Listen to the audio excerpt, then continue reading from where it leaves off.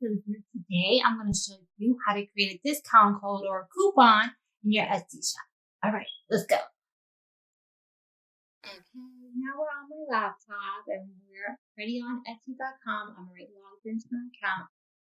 We're going to go to create a discount code. So I'm going to go to Shop Manager.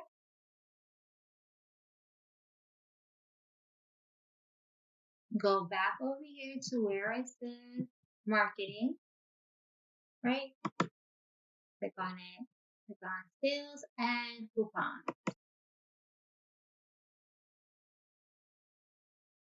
Add a new special offer up here on the top. Now we're going to create a coupon. This is how we do discount code. Create a coupon. So kind of much like how you would do a sale, same thing you do a coupon. So you can do percentage off, fixed amount of money off, like let's say $5 off, or you can pick free standard shipping if you don't already offer the free shipping. So let's say percentage off, 15% off, minimum order to qualify. Either you click none and everything, they can order everything on the shop for 15% off, or a certain amount, or order total. So quantity is for like 2 or more, like 2, 3, whatever. Order total is for a cash amount. Send another thank you now. So if someone bought something in your shop, Etsy now has the option of you can send this coupon code as a thank you email after they bought something. Okay, you click duration. Now, let's say you're doing a specialized discount code for a season or whatnot. You can put a certain date it's valid, or you can put no end date. So that means that discount code is always going to be valid forever until you decide to end it. So I'm going to put no end date, or you can put a date. Now, whatever code you put, oh look, there's already one there for me. So, or maybe I should put it up too. So, whatever your code is, it doesn't have to be anything special. Like, it doesn't have to be complicated. It can be simple.